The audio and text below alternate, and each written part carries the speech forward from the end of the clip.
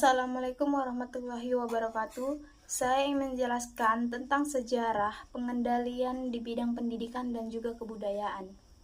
Pengendalian di bidang pendidikan. Pemerintah Jepang mulai membatasi kegiatan pendidikan jumlah sekolah, juga dikurangi secara drastis. Sekolah dasar menurun dari 21.500 menjadi 13.500 buah. Sekolah lanjutan menurun dari 850 menjadi 20 buah.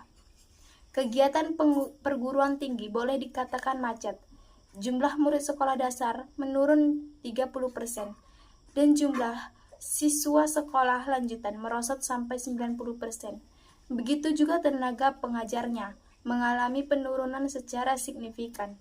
Mata pelajaran bahasa Indonesia dijadikan mata pembelajaran utama sekaligus sebagai bahasa pengantar. Kemudian, bahasa Jepang menjadi mata pelajaran wajib di sekolah. Para pelajar harus menghormati budaya dan adat istiadat Jepang. Mereka juga harus melakukan kegiatan kerja bakti. Kegiatan kerja bakti ini meliputi pengumpulan bahan-bahan untuk perang, penanaman bahan makanan, penanaman pokok jarak, perbaikan jalan, dan membersihkan asrama.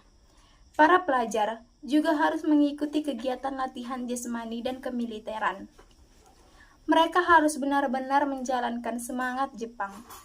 Para pelajar juga harus menyanyikan lagu Kimigayo, menghormati bendera Hinomaru, dan melakukan gerak badan, serta selkeret. Pengendalian di bidang pendidikan dan kebudayaan zaman Jepang seperti ini. Pendidikan pada masa Belanda yang memiliki model pengajaran mempengaruhi atau doktrinasi Barat. Pendidikan Jepang juga memiliki modal pengajaran dengan doktrinasi Asia Raya di bawah pemimpinan Jepang. Model pengajaran dengan bahasa pengantar yaitu bahasa Jepang yang diterapkan pada masa pendudukan Jepang. Selain model pendidikan formal, diadakan juga kursus pendirian badan olahraga, ada pula pendidikan keprajuritan. Sekolah-sekolah pada masa Jepang, yaitu ada HIS di Jagmonenje, HIS, OS Tenwek, HIS Blochrek Denjani Tegara. Sekolah menengah pertama 1 di Perapatan 10, Sekolah menengah pertama 2 di Gambiwelan 2, Sekolah menengah pertama 3 Jalan Reinasta 10, Sekolah Tabib Jakarta dan Sekolah Tinggi Hukum. Dan bagi kaum wanita didirikan Sekolah Kepandaian Putri Wakaba. Pengendalian di bidang kebudayaan. Pada masa pendidikan Jepang di Indonesia, pengendalian di bidang kebudayaan merupakan kegiatan bagi integral dari upaya mereka untuk mengonsolidasi kekuasaan dan memperkuat dominasi mereka atas masyarakat. Salah satu cara utama yang digunakan adalah melalui pembatas dan manipulasi terhadap ekspresi seni dan budaya lokal. Jepang menerapkan kebijakan yang bertujuan untuk mengubah dan mencegahkan budaya lokal sesuai dengan kepentingan mereka.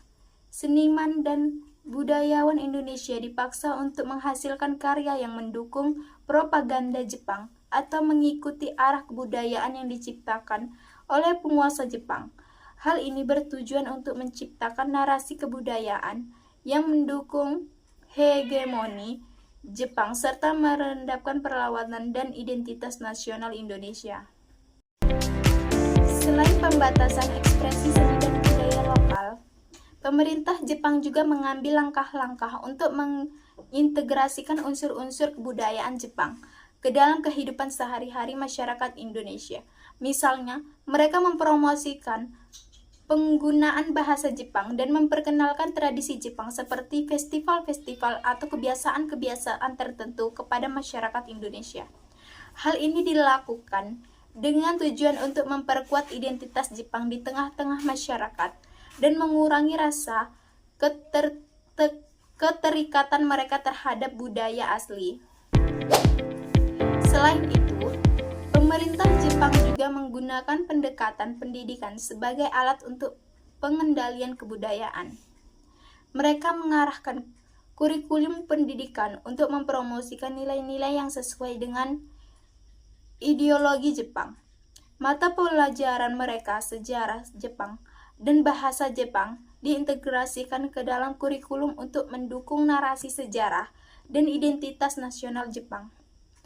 Pendekatan ini bertujuan untuk mengubah persepsi masyarakat Indonesia terhadap sejarah dan kebudayaan mereka sendiri, serta untuk mengonsolidasi kekuasaan Jepang di Indonesia. Kesimpulan dari sejarah di atas, bahwa pengendalian di bidang pendidikan dan pada masa penjelajahan Jepang di Indonesia memiliki dampak yang signifikan terhadap masyarakat Indonesia. Kebijakan pengurangan jumlah sekolah, pengendalian kurikulum, serta penekanan pada budaya dan nilai-nilai Jepang secara drastis mengubah pola pikir dan identitas masyarakat Indonesia.